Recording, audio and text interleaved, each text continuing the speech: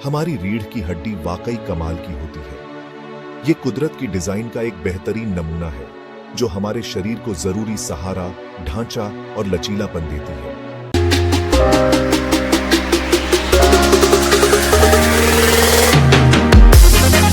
जरा सोचिए, अगर रीढ़ की हड्डी ना होती तो क्या होता। हम सीधे खड़े नहीं हो पाते, चल नहीं पाते, यहां तक कि बैठ भी नहीं पाते। हमारे शरीर के अंदरूनी अंगों को वो जरूरी सुरक्षा नहीं मिल पाती जो उन्हें चाहिए होती है। रीढ़ की हड्डी बस एक सख्त ढांचा नहीं है, यह एक गतिशील और जटिल प्रणाली है।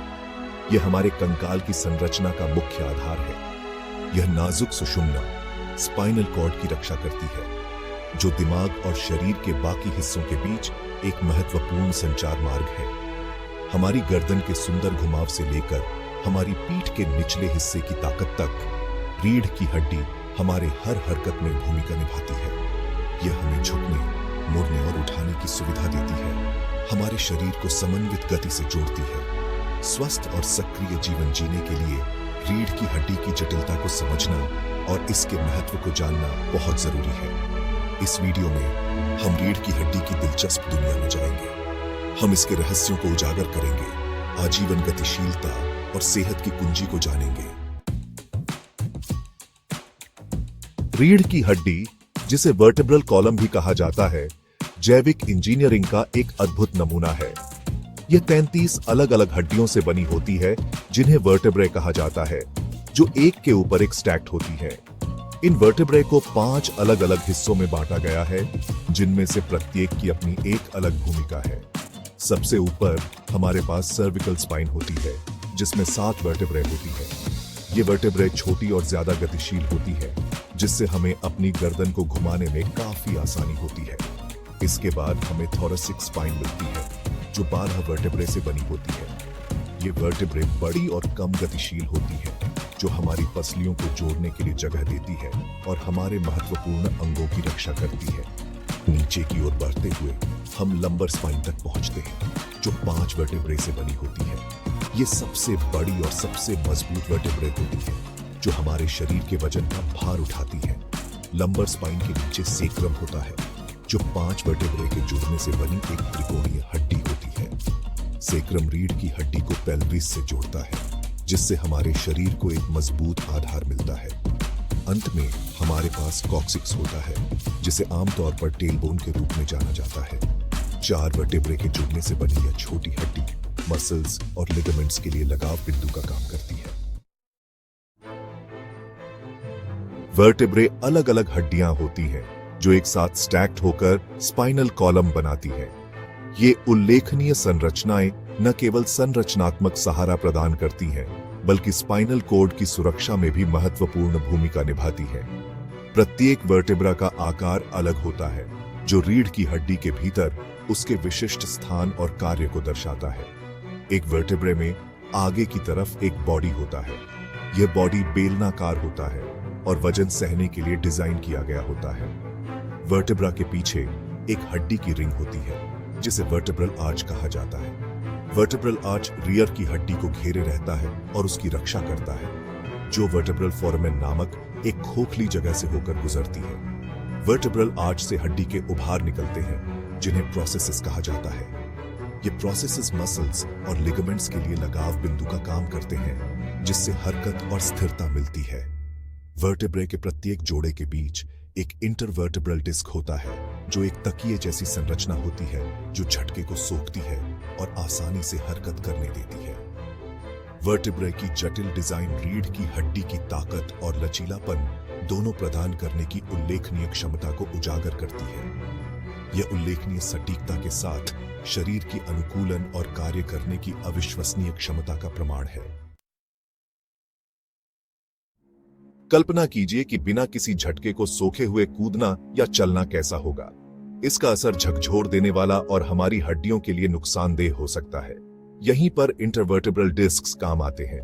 वर्टेब्रे के प्रत्येक जोड़े के बीच स्थित ये उल्लेखनीय संरचनाएं हमारे शरीर के लिए शॉक अब्जॉर्बर्स का काम करती है, जो रीढ़ की हड्डी को रोजाना के टूट फुट से बचाती है। इंटरवर्टेब्रल डिस्क्स 2 मुख्य भागों से बने होते हैं। बाहरी परत, जिसे एनुलस फाइब्रोसिस के रूप में जाना जाता है, एक सख्त रेशेदार रिंग होती है जो मजबूती और स्थिरता प्रदान करती है। भीतरी कोर, जिसे न्यूक्लियस पुल्पोसस कहा जाता है, एक जेल जैसा पदार्थ होता है जो झटके को सोखता है और दबाव को समान रूप से वितरित करता है। जब हम चलते हैं तो इंटरवर्टेब्रल डिस्क सिकुड़ते और फैलते हैं, जिससे आसानी से और बिना दर्द के हरकत हो पाती है। वे वर्टेब्रे को एक दूसरे से रगड़ने से रोकते हैं, जिससे घर्षण और चोट लगने का खतरा कम होता है। हालांकि उम्र या चोट के कारण इंटरवर्टेब्रल डिस्क्स अपना लचीलापन और मजबूती खो सकते हैं। इससे दर्द, अकड़न और रीढ़ की हड्डी से जुड़ी कई समस्याएं हो सकती हैं। स्वस्थ रीढ़ की हड्डी और संपूर्ण सेहत के लिए हमारे इंटरवर्टेब्रल डिस्क्स के स्वास्थ्य को बनाए रखना बहुत जरूरी है। सही पोस्चर, नियमित व्यायाम और संतुलित आहार इन महत्वपूर्ण शॉक अब्जॉर्बर्स को सुरक्षित रखने में बहुत मदद कर सकते हैं। स्पाइनल कॉर्ड, आपके शरीर का इलेक्ट्रिकल हाईवे। वर्टेब्रे द्वारा बनाई गई सुरक्षात्मक नली से होकर गुजरने वाली स्पाइनल कॉर्ड केंद्रीय तंत्रिका तंत्र का एक महत्वपूर्ण हिस्सा है। अक्सर शरीर के इलेक्ट्रिकल हाईवे के रूप में जाना जाता है। स्पाइनल कॉर्ड दिमाग और शरीर के बाकी हिस्सों के बीच प्राथमिक संचार मार्ग का काम करता है। तंत्रिका ऊतक से बनी यह लंबी बेलनाकार संरचना दिमाग के तने से नीचे पीठ के निचले हिस्से तक फैली हुई है, जहां यह नसों के एक नेटवर्क में बंट जाती है जिसे कॉडा इक्विना कहा जाता है। स्पाइनल कॉर्ड शरीर से दिमाग तक संवेदी जानकारी जैसे कि स्पर्श, तापमान और दर्द पहुंचाने के लिए जिम्मेदार होता है। इसके विपरीत यह दिमाग से मसल्स तक मोटर सिग्नल्स भी पहुंचाता है, जो हमारे इच्छा से और अपने आप होने वाली दोनों तरह की गतिविधियों को नियंत्रित करता है।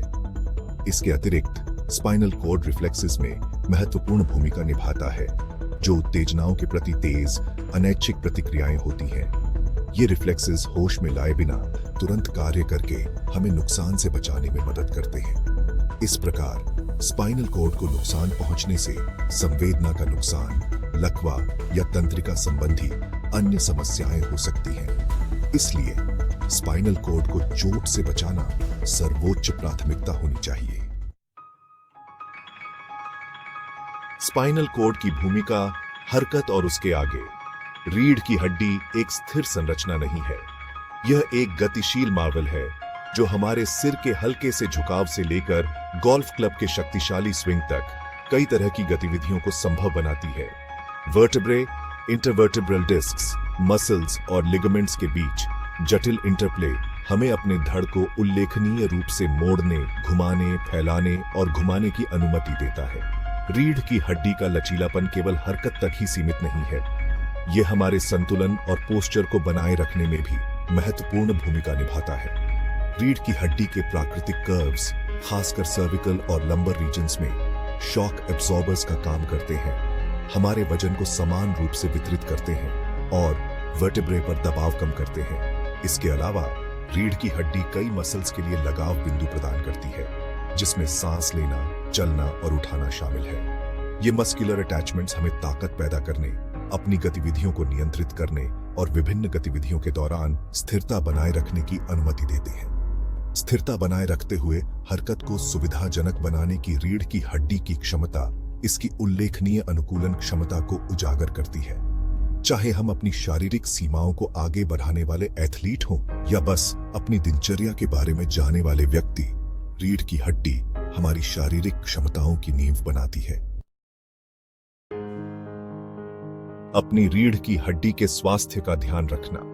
हमारे संपूर्ण स्वास्थ्य और सेहत में रीढ़ की हड्डी की महत्वपूर्ण भूमिका को देखते हुए इस उल्लेखनीय संरचना की देखभाल करना बहुत जरूरी है। सरल लेकिन प्रभावी जीवन शैली में बदलाव स्वस्थ रीढ़ की हड्डी को बनाए रखने और भविष्य में होने वाली जटिलताओं को रोकने में बहुत मदद कर सकते हैं। अच्छा पोस्चर बनाए रखना बहुत जरूरी है। खड़े होते समय, बैठते समय या कुछ उठाते समय अपने पोस्चर के प्रति सचेत रहने से रीढ़ की हड्डी पर वजन समान रूप से वितरित करने में मदद मिलती है, जिससे मसल्स और लिगामेंट्स पर दबाव कम होता है। रीढ़ की हड्डी के स्वास्थ्य के लिए नियमित व्यायाम, जिसमें स्ट्रेचिंग, स्ट्रेंथनिंग और लो इंपैक्ट एक्टिविटीज शामिल हैं, बहुत आवश्यक है।